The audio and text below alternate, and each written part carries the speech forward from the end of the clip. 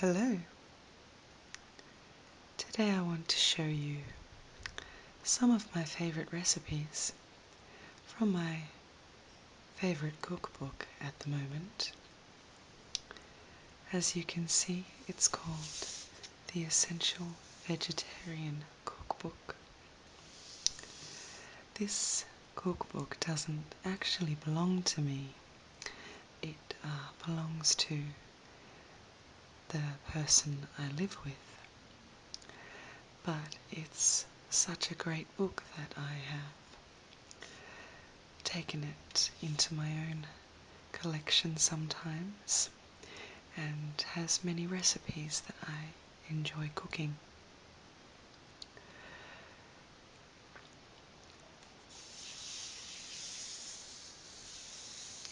You may be able to see there are some marks on the cover.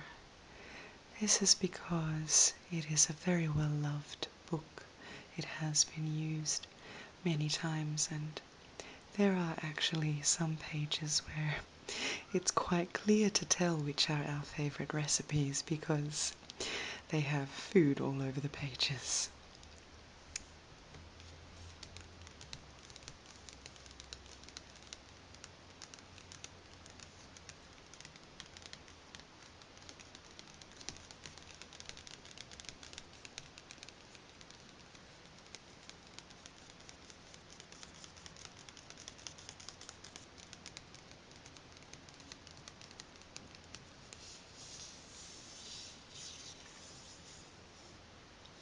It's also a very beautiful book, very beautifully illustrated with many photographs, and it's all in colour, which you will see as we go through. So let me introduce you to this big book called the Essential Vegetarian Cookbook. I've got some sticky notes in the top here where I keep my favourite recipes, so I will take you through.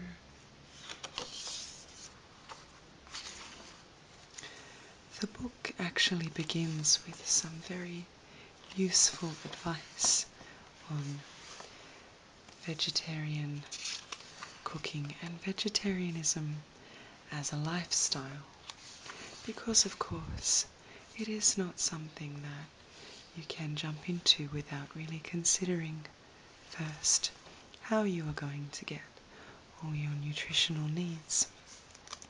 That being said, vegetarianism is very, very easy to maintain in the Western world, and it is an increasing lifestyle.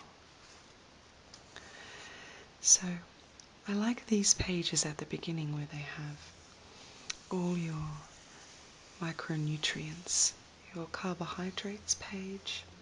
So you have things like your beans, kidney beans, you have polenta, barley, there are different types of lentils, your quinoa, which is very popular at the moment, and more traditional things like baked beans, pasta of course, and potatoes, very popular, and bread. So you have an illustration of all the more common types of carbohydrates. Then there is also a page for fibre, which is very useful. Lots of people don't get enough fibre in their diet.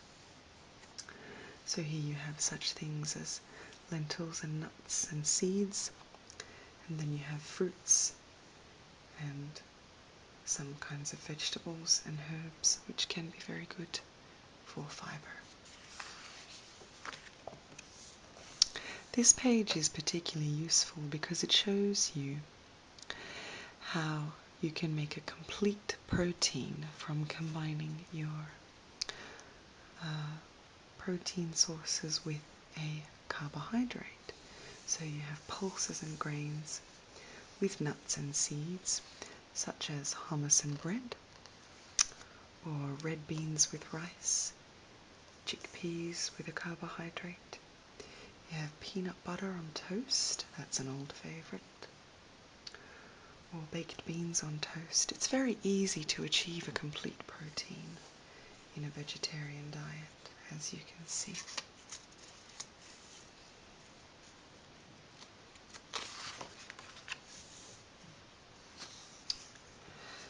But now we move into the recipes.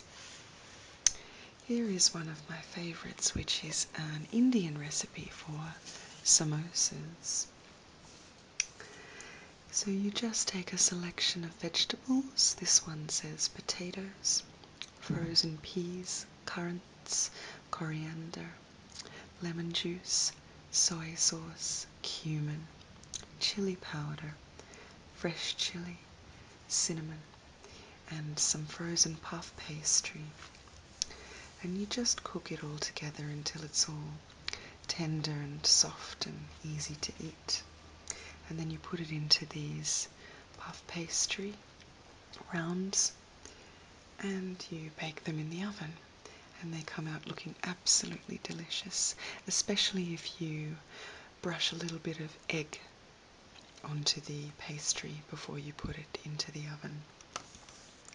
This one also comes with a recipe for mint sauce, which is just yogurt, buttermilk, fresh mint and ground cumin. Very simple. And I think in fact you could probably make this even without the buttermilk. You could just do yogurt and mint and cumin. It would also be really delicious with cucumber, I think.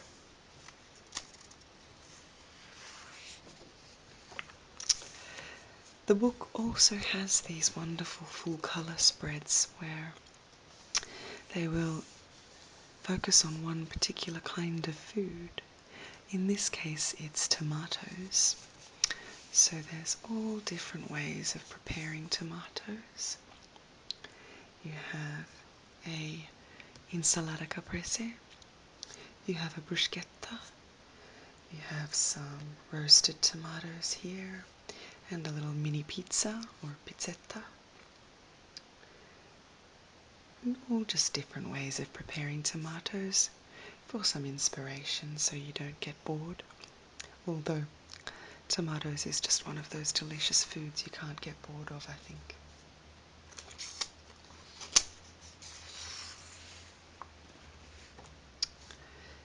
Here is one delicious little side dish. It's an avocado salsa. So a little bit like a guacamole and a little bit like a bruschetta, but it's somewhere in between the two. And it contains red onion, avocados, lime juice, tomato, red pepper, also known as capsicum in Australia, ground coriander and ground cumin, fresh coriander, and some olive oil and Tabasco sauce. I think you could probably use any hot sauce that you wanted, or just go without the hot sauce if you don't like your salsa spicy. So you really just cut everything up and put it all together and fry the spices for a little while just to release the aromas of the spices. So that one is quite delicious and very easy.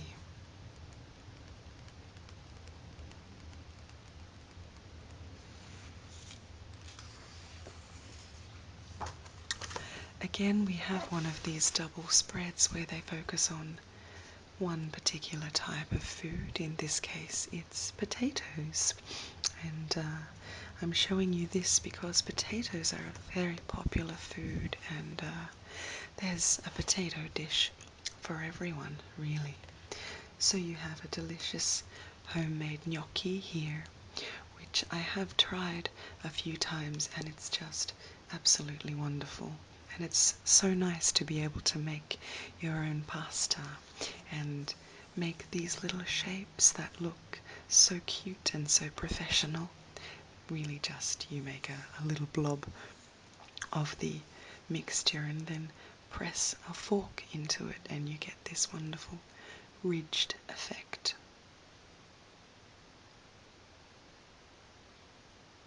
You also have classic roast potatoes here and some spicy wedges.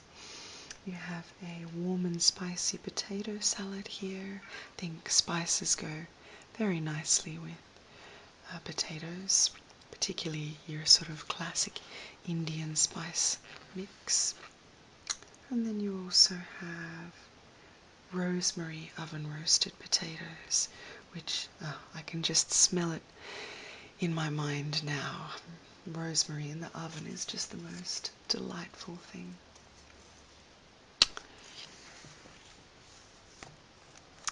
Here we have my favorite pasta recipe from this book.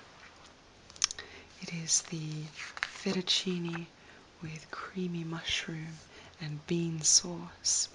Now this is quite a decadent recipe, but it is absolutely delicious. It contains pine nuts, fettuccine, green beans, oil, onion, garlic, mushrooms, some white wine and cream, vegetable stock, an egg, some fresh basil, sun-dried tomatoes, that's an essential ingredient for the flavor mix, salt and pepper, and Parmesan cheese. So it's quite complicated for a pasta dish, I think. You have to cook it all in different stages.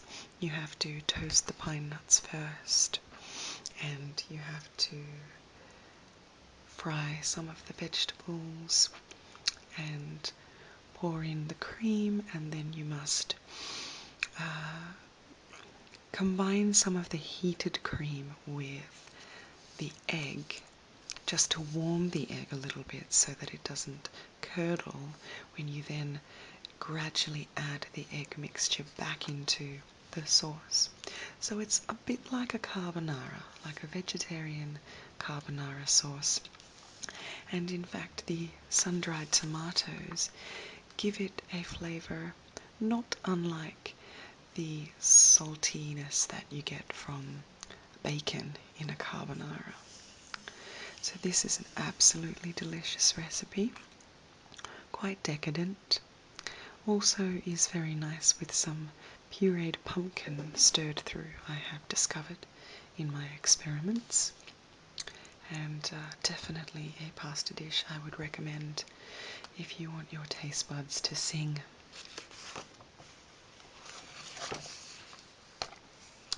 Now this one, you can see I have marked it with a note with some writing on it. Sometimes I do this with my recipes. I suggest alterations if I think that the recipe as it is written in the book is perhaps not perfect or doesn't really work for me. But this is a classic, very simple chickpea curry with lots and lots of spices, but not too many other ingredients. So it contains onion, garlic, ghee or oil, chili powder, salt, turmeric, paprika, cumin, and ground coriander. So that's the slightly complicated spice mix that you have to arrange before you start cooking. But then it just contains chickpeas and tomato pieces and some garam masala. So really the only weighty ingredients are onion, tomato, and chickpeas. Please excuse that noise you just heard in the background. That was the sound of my cat tearing up the stairs. I have carpeted stairs, and she has reached that time of the day when she has got the devil up her butt, I think. So that's a very delicious chickpea curry, very simple, and it doesn't say in the recipe here, but I would definitely suggest sour cream, serving it with some sour cream. And you could serve it with rice, or they have a serving suggestion here where you serve it in a wrap which is also delicious, but it is slightly more difficult to eat it that way.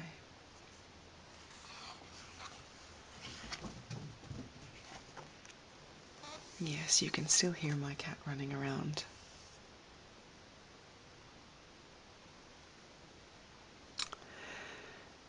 The next recipe is also quite a simple one. It doesn't contain many ingredients, and it's probably not the healthiest because it does contain a lot of cheese. It's the spinach rice. So it's just butter, rice, stock and salt and pepper, and olive oil, onions, and frozen spinach, and spring onions. So 2 different kinds of onion, spinach, and rice. I did say that it contains a lot of cheese, but I think in fact that's only when I make it because I add quite a lot of Parmesan cheese for taste. Once again, my apologies about my cat. I'm not really sure that there's anything I can do to stop her when she's in this mood. But if you do happen to get a trigger off the sound of my cat running around, please do let me know and I'll be sure to record her next time she's going crazy, which is a twice daily occurrence, so that shouldn't be too difficult. Speaking of things that are not difficult, this recipe is very, very simple. You just basically heat it all in a pan.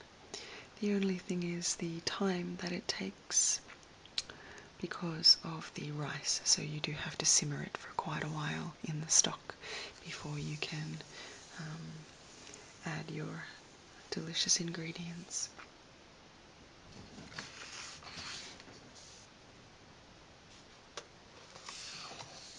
As you can see, there's a full spread on polenta as well.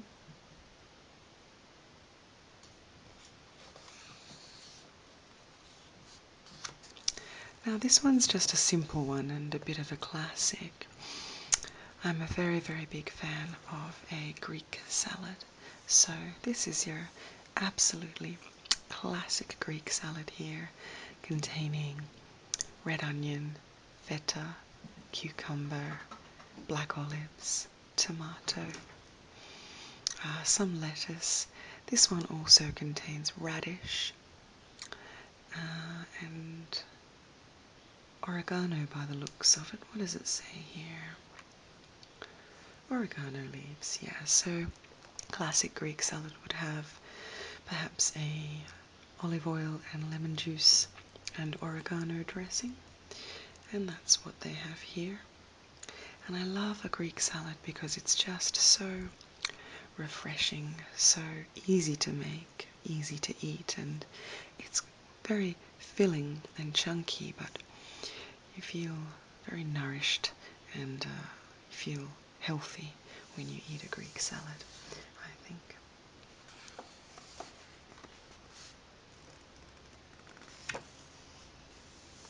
This one is a nice little side dish I can recommend. It's just sugar snap peas and carrots in a lime butter. So I was pretty accustomed to preparing my side vegetables like carrots in a honey sauce or a honey and butter mixture. So this was a nice different thing to do. It's just a little bit of butter and some garlic, lime juice and soft brown sugar. Makes a really, really delicious accompaniment to these crispy, tender, warm vegetables on the side. You could also use green beans, it says here, or snow peas, which are also known as mangetout. I believe in the UK it's mangetout. In Australia it's snow peas. And I think this would work with any vegetable you wanted to try, really. I think possibly even something like beetroot or even potatoes would be nice.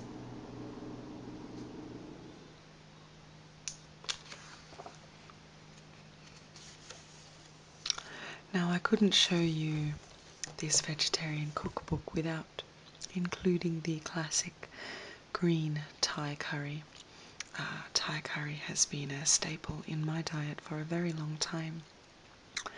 In Australia, Thai food is very popular and very prevalent. You can find Thai food just about anywhere.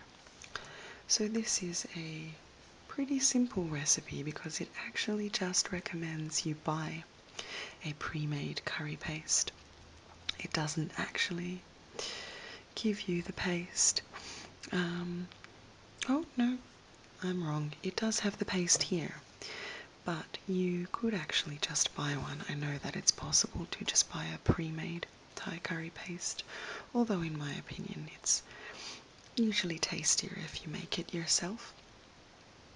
So this one contains onion, sweet potato, coconut milk, eggplant, also known as aubergine in the UK, kaffir lime leaves, essential for Thai cooking, and fish sauce, lime juice, lime rind, soft brown sugar, and coriander.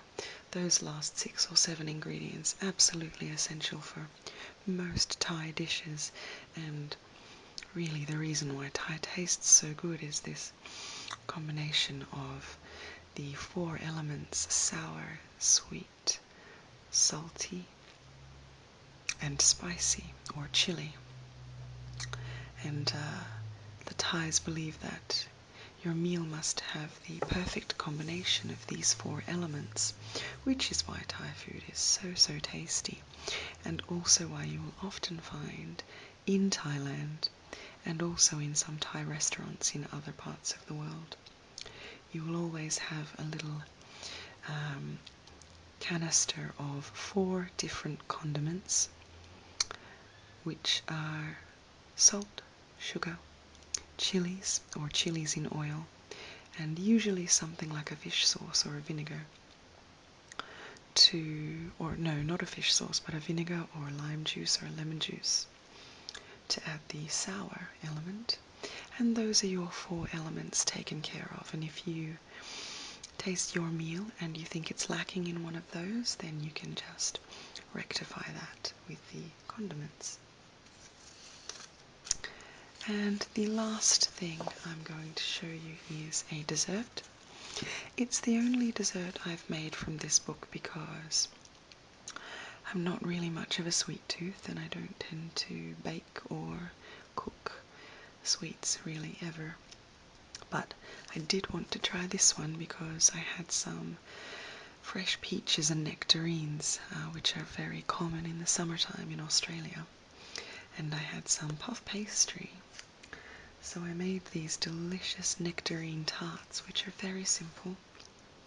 All you need is some butter, some puff pastry, and icing sugar, and nectarine.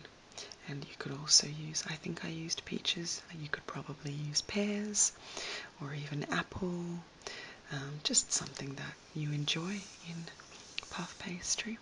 And that's a delicious little dessert. Very simple, and you just arrange it all into these shapes and then dust it in icing sugar and put it in the oven. So that's the recipes that I wanted to show you from this vegetarian cookbook. I really like the design of this book. The pages are lovely and thick and glossy and sturdy, and the colours are fantastic. Possibly you can't see in this lighting, but it is a very well illustrated book. As always, I hope that you enjoyed this video. If you would like to see me cook any of the recipes and have a little instructional session, then please just let me know in the comments and I will arrange that for you. If you have any other suggestions, as always, please feel free to let me know. But for now, Have a wonderful day.